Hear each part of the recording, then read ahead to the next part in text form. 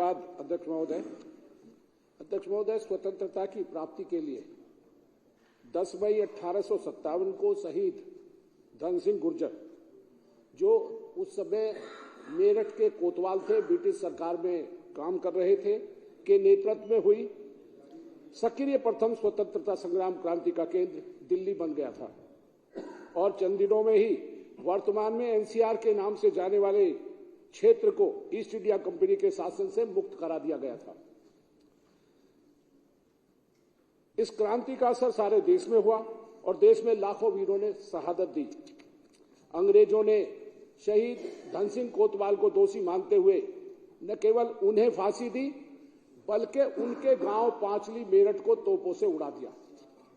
सैकड़ों लोगों की उसमें जान गई।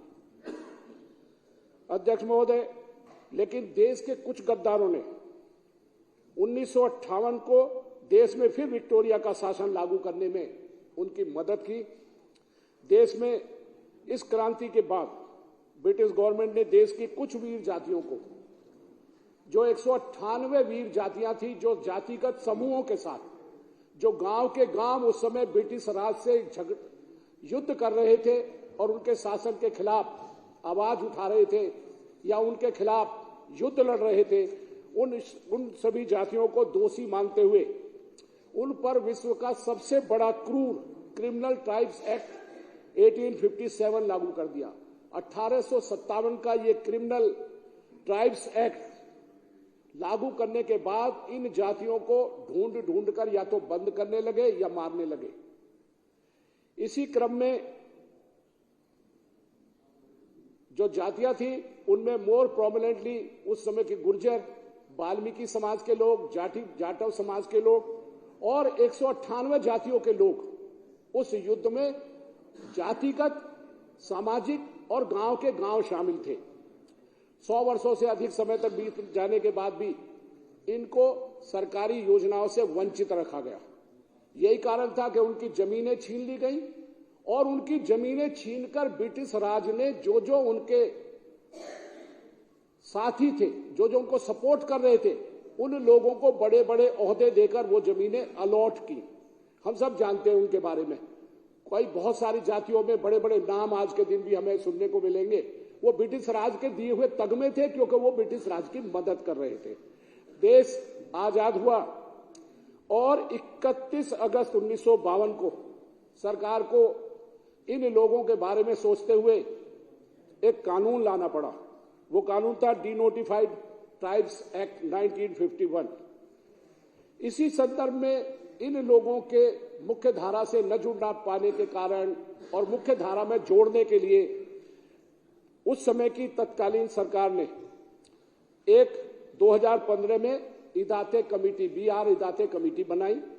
बीआर इदाते कमेटी ने 2018 में एक रिपोर्ट सौंपी और उन्होंने बताया कि ये 198 जाति के लोग को जो उस समय प्रताड़ित किया गया, उनके साथ दुर्व्यवहार किया गया, उन लोगों को गांव के गांव को मार काट दिया गया, तो उन लोगों को मुख्य धारा से जोड़ने के लिए उन्होंने 2018 में एक रिपोर्ट की कि कैसे कैसे इन जातियों को मुख्य धारा से जोड़ने के लिए सहूलियतें दी जाए। इसी संदर्भ में मिस्टर सुब्रमण्यम, जो भारत सरकार के सचिव थे, उन्होंने एक लेटर सभी सरकारों को 18 अगस्त 2020 को दिया और उसमें कहा कि इदाते कमेटी की रिपोर्ट को सब राज्यों को शामिल करना चाहिए, उनको उसका फायदा इन लोगों को देना चाहिए। महोदय, मेरे आपसे, आपके माध्यम से दिल्ली सरकार और माननीय मुख्यमंत्री जी से ये निवेदन है कि दिल्ली में 29 विमुख जातियां हैं जो क्रिमिनल ट्राइब्स एक्ट में उस समय वर्णित थी, जिन लोगों को अंग्रेजों ने अपना दुश्मन, जातिगत दुश्मन माना। इंडिविजुअल तो बहुत लड़े, बहुत लोगों ने कुर्बानी दी, पर जिन जिन जातियों को उन्होंने ये माना कि ये जाति पूरी की पूरी अंग्रेजों के खिलाफ है, उनमें से 29 जातियां दिल्ली में अभी यहां मोर प्रोमिनेंटली मौजूद हैं।